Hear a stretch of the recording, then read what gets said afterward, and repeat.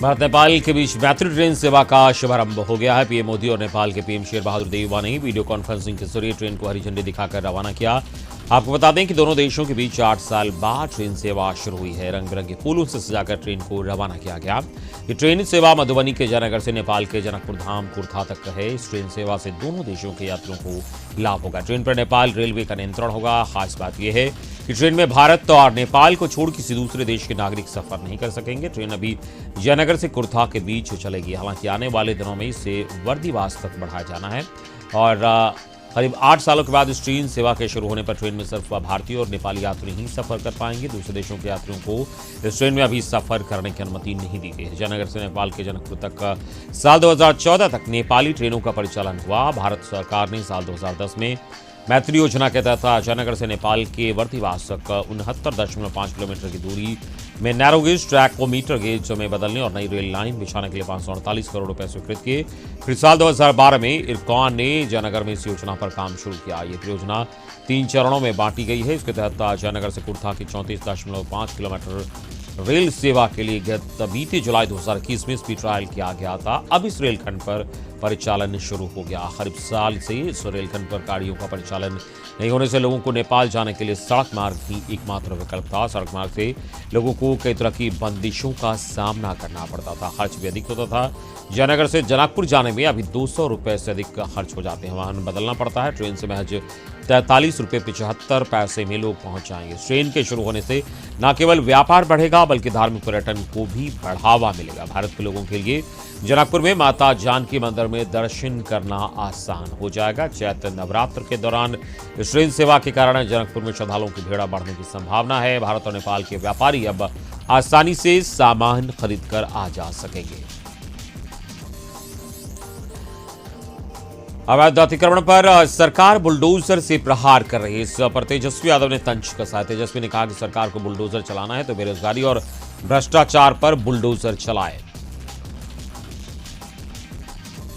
Indian medical association ने राजस्थान के दौसा जिले में हुई डॉक्टर रचना शर्मा की मौत पर उच्च स्तरीय जांच की मांग की है। मांग कर रहे एसोसिएशन के डॉक्टरों ने रामगढ़ जिले के सुभाष चौक पर प्रदर्शन किया। प्रदर्शन कर रहे डॉक्टरों का कहना है कि सुप्रीम कोर्ट की गाइडलाइन है कि अगर इलाज के दौरान किसी मरीज की मौत हो जाती है तो मेडिकल बोर्ड गठित होगी और जांच के बाद अगर डॉक्टर दोषी पाए जाते हैं तब उन पर एफआईआर की जाए। लेकिन इस मामले में ऐसा नहीं हुआ। तत्काल धारा 302 का केस दर्ज कर दिया गया, जिसकी सभी डॉक्टर विरोध करते हैं। इस हालात में इलाज करना संभव नहीं होगा। आपको बताते चले कि राजस्थान के दौसा जिले में डॉक्टर रचना शर्मा ने फांसी लाकर खुदकुशी कर ली थी।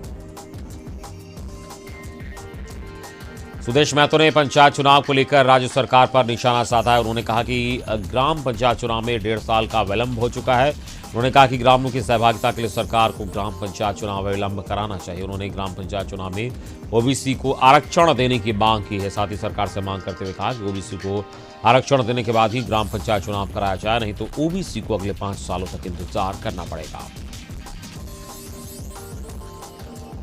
चैत्र नवरात्र और हिंदू नववर्ष चैत्र शुक्ल पक्ष विक्रम संवत 2079 के शुरू होने के मौके पर प्रभात फेरी निकाली गई। प्रभात फेरी का आयोजन रणधीर वर्मा चौक पर नियमों के मुताबिक की गई, जहां किशोरियों का समूह प्रभात फेरी करते हुए गोल्फ मैदान की खंडेश्वरी बाबा मंदिर पहुंचा, जहां किशोरी विकास समूह की किशोरियों ने मां भगवती और भारत माता की आरती कर चैत्र नवरात्र और हिंदू विक्रम संवत 2079 की खुशियां मनाते हुए एक दूसरे को बधाई दी। हिंदू नववर्ष चैत्र शुक्ल पक्ष प्रतिपदा और रामनवमी शुरू होने पर लातेहार राष्ट्रीय स्वयंसेवक संघ की तरफ से एक कार्यक्रम का आयोजन किया गया। कार्यक्रम का आरंभ मां भारती की प्रतिमा पर फूल चढ़ाकर हुआ। इसके बाद ध्वजारोहण और प्रार्थना की गई। बाद में सभा स्थल से शोभा यात्रा निकाली गई, जो चौक चौराहा और मेन रोड होकर नगर भ्रमण किया गया। इस दौरान नगरवासियों ने कार्यकर्ताओं पर फूल बरसाए।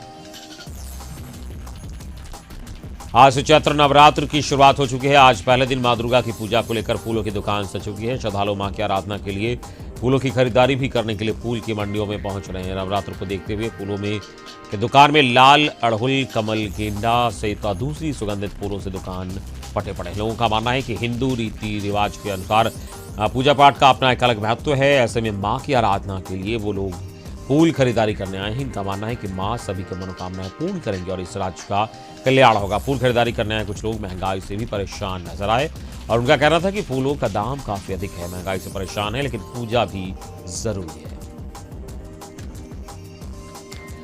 पलामू जिले में नक्सल विरोधी अभियान में पुलिस का साथ दे रहे केंद्रीय रिजर्व पुलिस बल की 134वीं वाहिनी का 31वां स्थापना दिवस डाल्टनगंज बटालियन मुख्यालय में धूमधाम से मनाया गया। केंद्रीय रिजर्व पुलिस बल के पलामू रेंज के डीआईजी विनय नेगी, एसपी चंदन कुमार सिन्हा, बटालियन के कमांडेंट सुदेश कुमार, 112 बटालियन के कमांडेंट प्रमोद कुमार साहू और 214 बटालियन के कमांडेंट ऋषिराज सहाय ने संयुक्त रूप से दीप जलाकर इस कार्यक्रम का उद्घाटन किया। इस स्थापना दिवस कार्यक्रम में वाहिनी के जवानों, अधिकारियों और उनके बच्चों ने एक से बढ़कर एक सांस्कृतिक प्रस्तुति दी और लोगों को मंत्रमुग्ध कर दिया। कार्यक्रम के अंत में उपस्थित सभी अधिकारियों और जवानों ने एक साथ भांगड़ा नृत्य किया और अपने जवानों का हौसला बढ़ाया। आपको बता दें कि 134 बटालियन की स्थापना 1 अप्रैल 1994 को कश्मीर में हुई थी और साल 2008 से पलामू में तैनात है।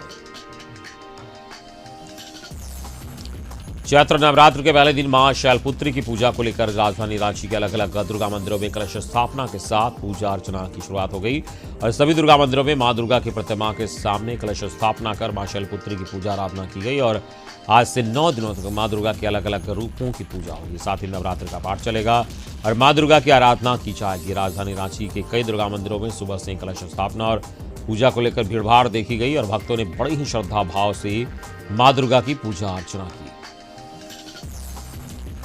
चैत्र नवरात्र का आज पहला दिन है। इसके साथ ही आज से हिंदू नववर्ष की भी शुरुआत हो रही है। बोकारो के अलग अलग मंदिरों में मां दुर्गा की आराधना के लिए कलश स्थापना की गई। पंडित पूरे विधि विधान से तैयारियों को लेकर जुट गए हैं। मंदिरों में कलश स्थापना करने के लिए नवग्रह वेदी बनाया जा रहा है। चैत्र नवरात्र के पहले दिन मां शैलपुत्री की पूजा होती है। पुजारी पंडित दयानंद का कहना है कि आज पहले दिन शैलपुत्री यानी मां पार्वती की पूजा की जाती है। पूजा हम सभी समाज के कल्याण सहित सभी की सुख समृद्धि के लिए करते हैं।